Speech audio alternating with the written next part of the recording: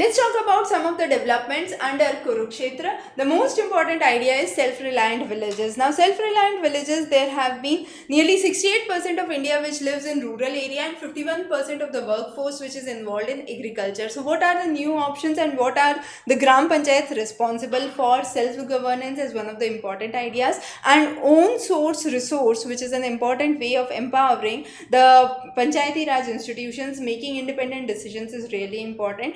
Checking on poverty, unemployment and inequality. So there are 9 themes which aggregate from the 17 sustainable development goals, which talks about good governance, socially secured villages, clean and green villages, talking about poverty free village, healthy village, water sufficient and women friendly. So one of these themes, let's talk about each of those one by one. So Gram Urja Yojana talks about generating energy sources in the rural area. We have some of the path breaking examples from the Palakkad district in Kerala. In Tamil Nadu, we have the Odantari Panchayat, which owns a windmill, the Thikarwadi Panchayat in Maharashtra, which has a biogas, and these are some of the models along with solar energy in many of the plants. Then digital technology has been brought. The panchayats have been turned into global villages where national e-governance plan has been reached and one-step portal can be released. SVAMITVA scheme talks about ways to monetize the existing assets. So this scheme talks about the record of rights that a village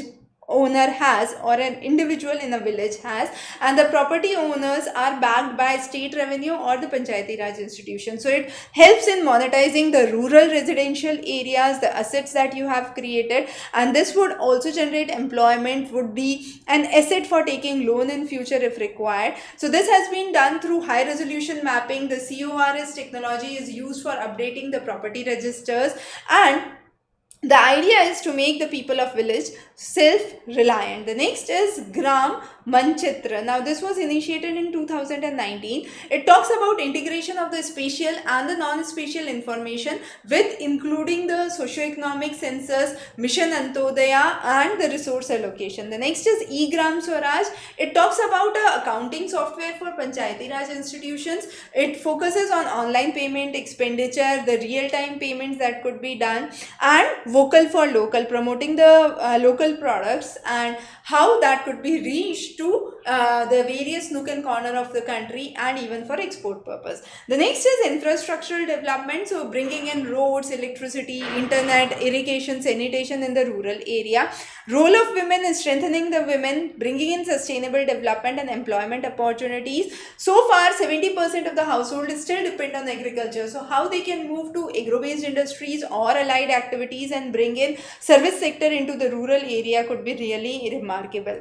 The current status talks about a variety of food grains, and we can see in this graph that our exports have been rising tremendously. That means we do have a huge export potential. So how we can have packed and processed food that can be exported, what could be new areas that could be implemented, how technology integration can be done to have a better shelf life for the agricultural produce, innovation driven equipments can be brought. The next is Lakhpati Didi scheme. Now this is an initiative under Deen Dayal Antodaya Yojana, National Rural Livelihood Mission, to empower the women self-help group. The idea is to provide 1 lakh per year per household to empower the women.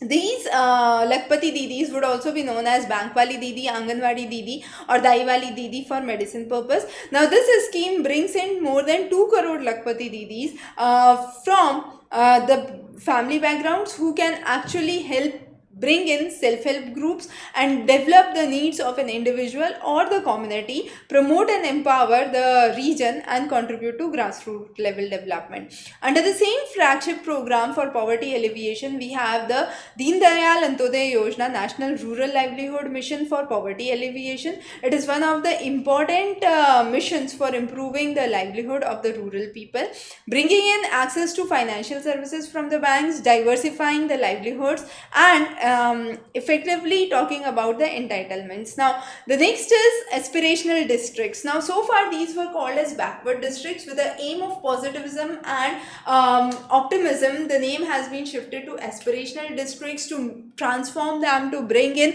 socio-economic transformation. So under these aspirational districts, various schemes like Pradhan Mantri Kisan Samman Nidhi Yojana, Samragra Shiksha Abhiyan, Awas Yojana, Mission Indradhanush has been brought.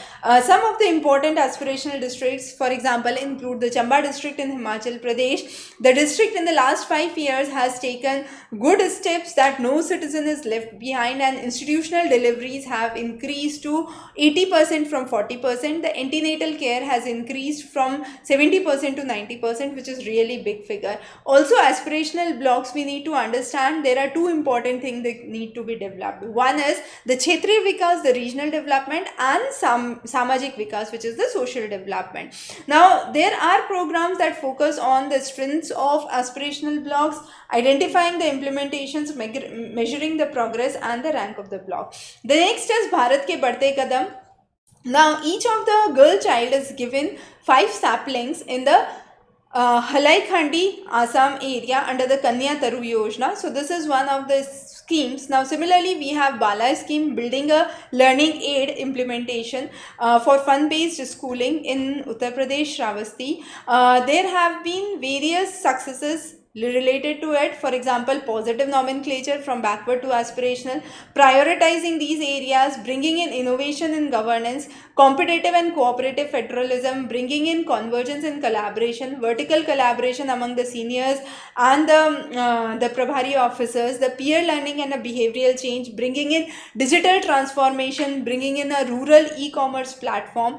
Then we do have government initiatives for digital empowerment. Now, this talks about AI for all in field of healthcare, agriculture, education, smart cities, self-reliant India, fintech companies. We are also talking about transformational conditions, for example, bringing in essentials for technology use, internet, mobile phone, digitizing the work dynamics, labor shift, e-commerce for rural products. Now, this talks about open network for digital commerce, ONDC initiative, and this transforms the e-commerce, breaks the entry barriers, fosters the innovation. We are also talking about e-Chopal initiatives, various issues that have to be addressed, talks about logistics, e-commerce awareness, infrastructural problems, language barrier, very important, and currency challenges if you are trying to export the things. Now, some of the concepts that we have incorporated from other areas include the Japan's one village one product. We have one district one product. Now, this was implemented in Oitia prefecture after the World War II. Similarly, we have the BharatNet with the idea of information network village from South Korea, and this is to provide high internet speed to bridge the divide between the rural and the urban areas. M-Farm app in Kenya has been empowering the farmers with real-time price information, enabling informed decision. Agropods and AI startups have been really important to understand soil health, its preservation, digital innovation. Machine learning is utilized by SatSure for understanding the images and predicting the future yield. Internet of Things for precision farming.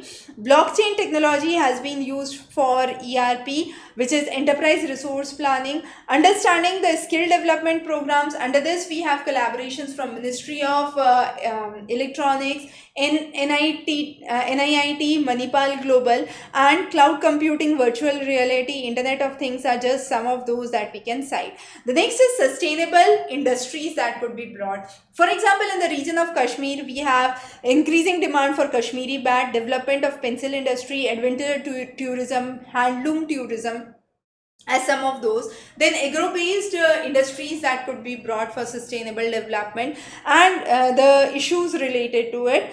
The next is Atmanirbhar Gaon, self-reliant villages. Now, Charles Metcalfe for the first time said that India, we must propound the idea of self-sufficiency, and later on Gandhiji, under his vision for a self-sufficient village, talked about Atmanirbhar villages, and this was the idea that has been brought still under the light. So, Deen Dayal Upadhyay Gram Jyoti Yojana talks about bringing the unelectrified villages under electrification. There has been an urbanization paradox, because we have seen rapid urbanization in the urban areas, but at the same time we have seen urban areas as engines of prosperity, but at the same time we have seen rural areas where counter migration has been seen, and this has brought a hypothetically urbanization challenge, we could say, and a concept of shrinking cities, because when people are moving into urban areas there is overpopulation, and this is called as what is called as shrinking cities. So to actually remove that, there is counter urbanization. So when we realize that there is deprivation of facilities and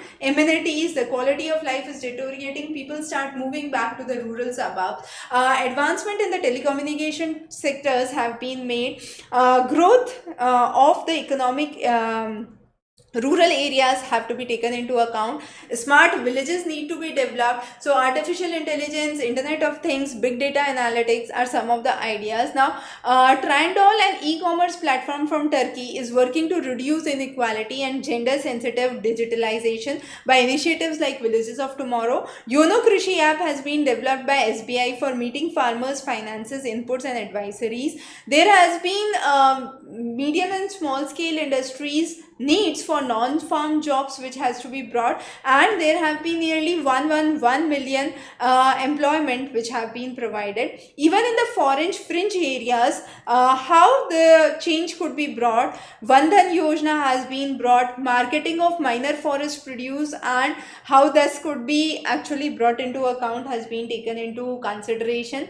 We are talking about the projections, talking about population for qualitative and quantitative feeding, focusing on deterioration of natural resources, shrinking arable land, the impact of climate change and so on. There have been various mission and modes which have to be taken into account. For example, mission for agricultural extension, bridging the gaps between the various things, talking about the introduction of pilot projects for transferring agricultural technology, empowering the various verticals from advisories have to be taken into account. Another special program is known as Shamta, Knowledge System and Homestead Agricultural Management in the Trivia areas, and this is with the support of KVKs that there has been increase in the agricultural production and income of the farmers. Programs of such has been seen in the regions of Punjab, Haryana, UP and Delhi, and the current issues of burning the paddy residue in the fields is one such which has been addressed. So those were some of the important developments. This time's Kurukshetra is really important. Many important features and schemes have been discussed. E-Gram Swaraj, Gram Manchitra, SVAMITVA scheme, some of those which are really important. The urbanization paradox and the idea of counter urbanization, the concept of shrinking cities and overpopulation are some of those that we have discussed in this lecture. So stay tuned for further updates from our side. Have a wonderful day.